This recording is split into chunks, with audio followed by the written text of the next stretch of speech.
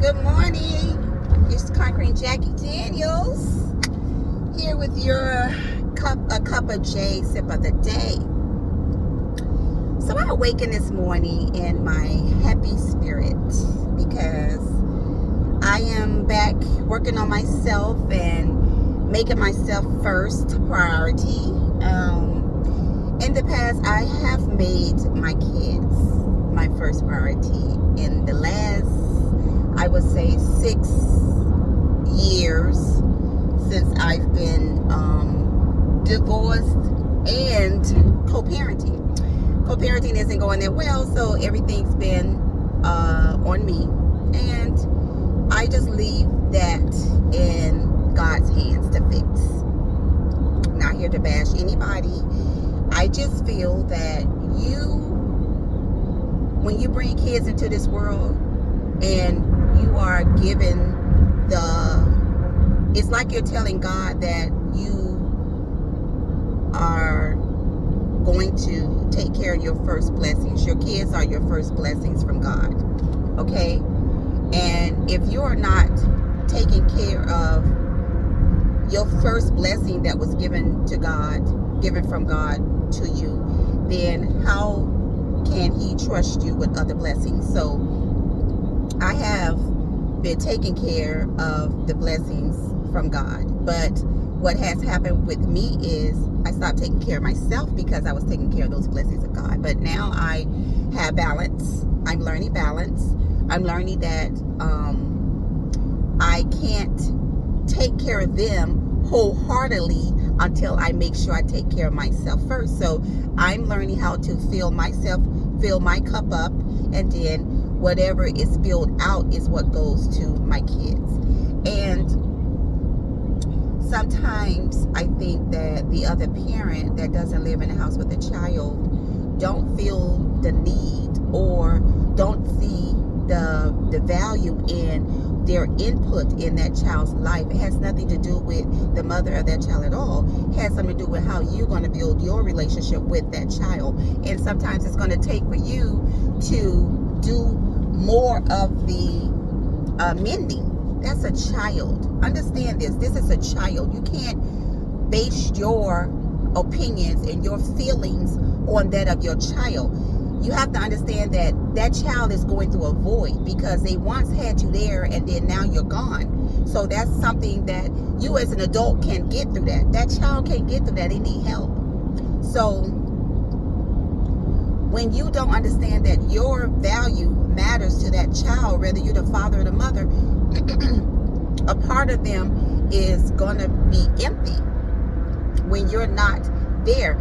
All you have to do is think about your childhood. Was your father in your life? Was your mother completely in your life? And when I look back at my childhood, my father was there and my mom was there. And I saw my father in the house and I saw my father be a part of our life. But it was my mom that did the caring and the feeding and the mothering things. And it's not until I became a mother that I saw the significance of that. Like, it's almost like a woman has to help that father be a father, in my opinion, because that's how I grew up. I grew up with my mother helping my father be that father, because a lot of things that we would get, she would put our name, she would put that it's from him, but she's the one that's buying it.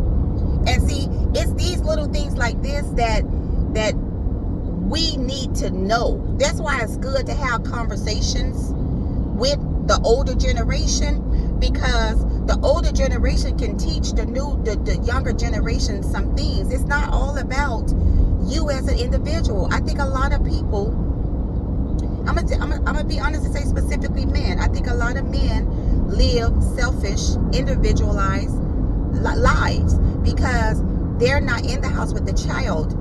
They're not with the children. Most of them are not with the children. So it's the mother that does her best and still try to have a life outside of the children. That shit is hard. You understand? Like, for 6 years, I did not deal with the man because I didn't want nobody around my children. But here's the sad thing. Why did I deny myself love like that is what I'm saying.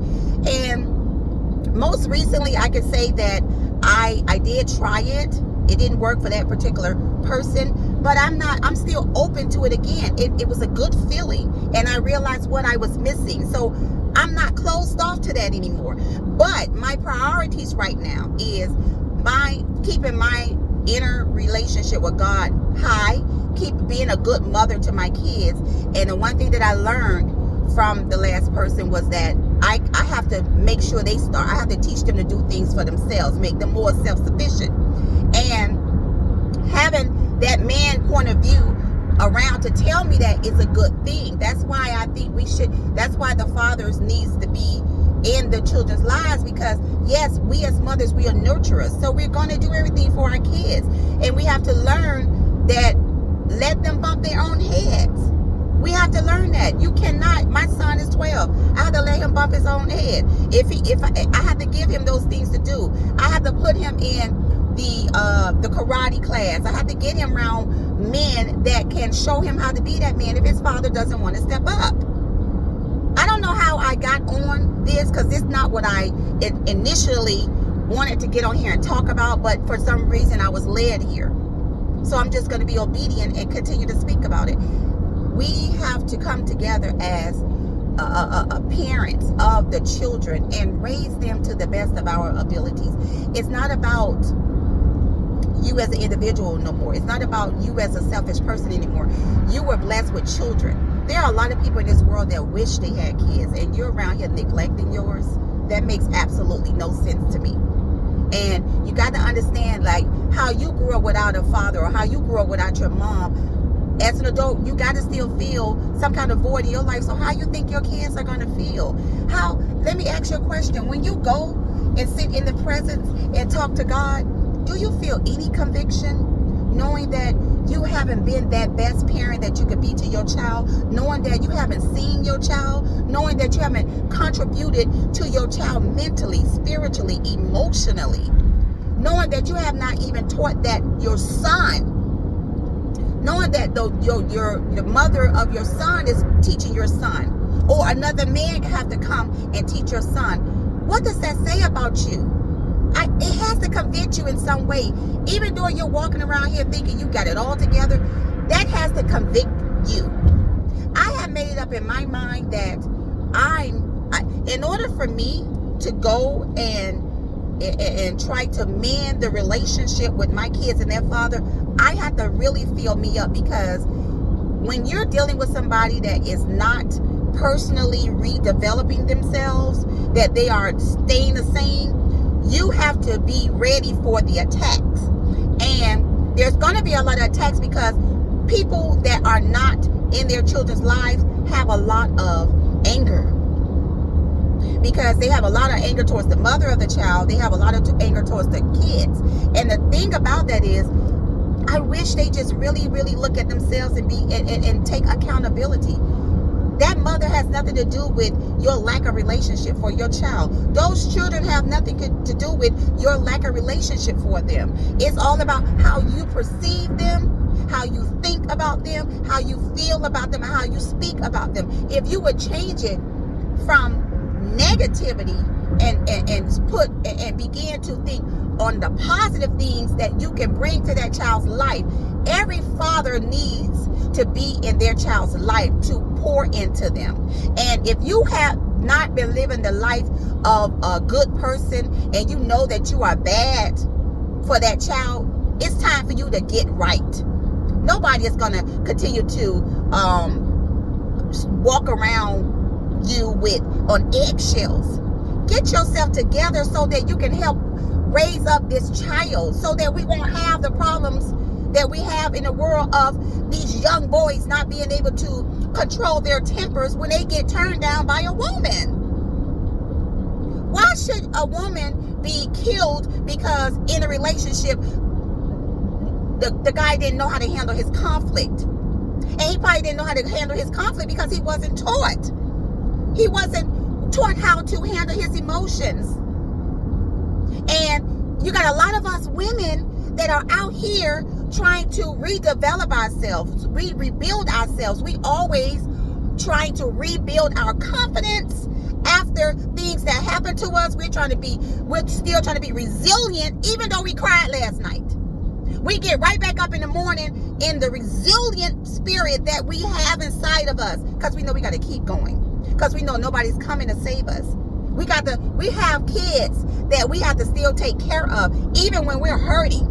We have kids that we have to take care of, even when we don't have the funds. We still got to take care of those children. And then the point of this whole video, because like I said, it wasn't supposed to go this way. But the point of this whole video is, yes, we women get tired. But there's nothing we can do about us being tired. We're tired of being told that we're angry. We're not angry. We are tired. There's a difference. We are tired of raising these kids alone. We are tired of not earning to our highest potential. We are tired of living paycheck to paycheck. We are tired of being called, telling us that we're not masculine energy because we got to be driven.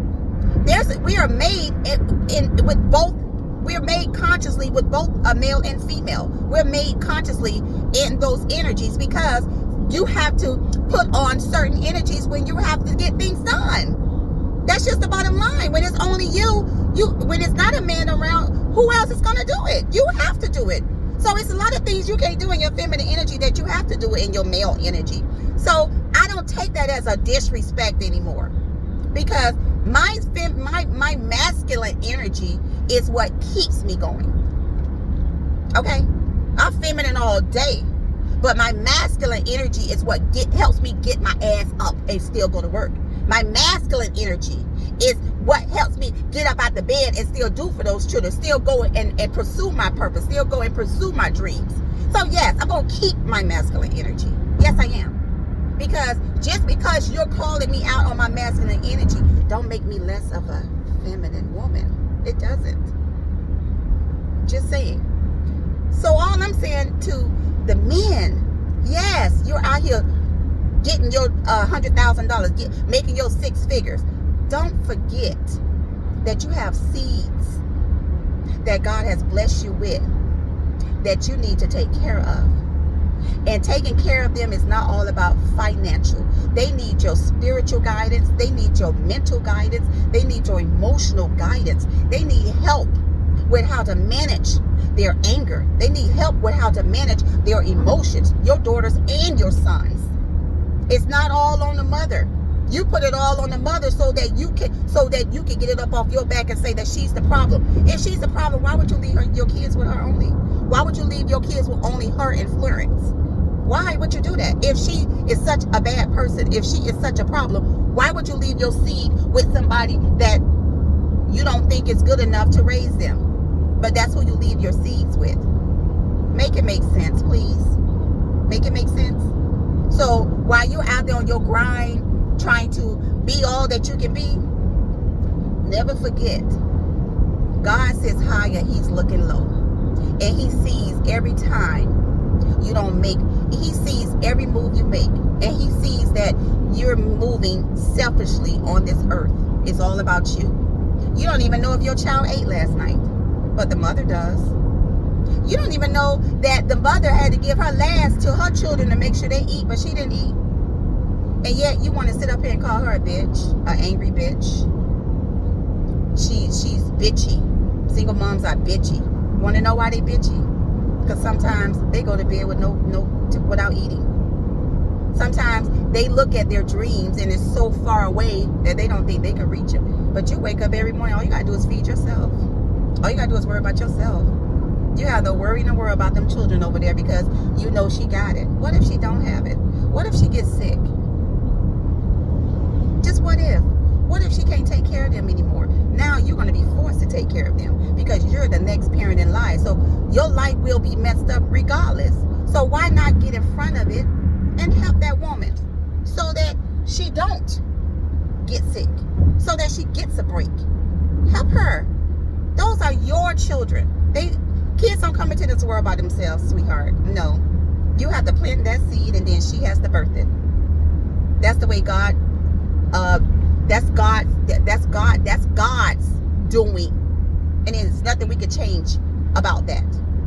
So help take care of your children. Help. I'm sorry. Make that phone call. Drop your pride. Because it's your kids that are going to lose. Not that woman. It's your kids that's going to lose. So drop that pride and get in their lives. Seriously. Who nobody is here to tell you what to do. But damn, look at your life. And realize that you have been living selfishly. You have. So I'm going to end this live because I need to go and listen to some uplifting music. So whoever get a message from this, get the message from it. And whoever don't, oh well. But do right by your children. And stop blaming the woman, the mother, society. Let's stop the epidemic of undisciplined boys that grow up to be undisciplined men. Let's stop the epidemic. You can't keep blaming it all on the mothers. A mother can only do what she can do. She's human. This task was not supposed to be just left on her. It wasn't. Stop telling women to choose better. It ain't no better. Because you choose the man and then he end up being who he is. Don't nobody ever know anybody. You could be sitting on your platform all day long, keep telling somebody to choose better. But did your mom choose better? I'm just asking. When you sitting out here talking to women about what they need to be doing, understand you had a mother. A mother had to birth you. What was her life like with a man? What was your mom life like with a man? Have you ever sat down and had that conversation with her? How she dealt with your father?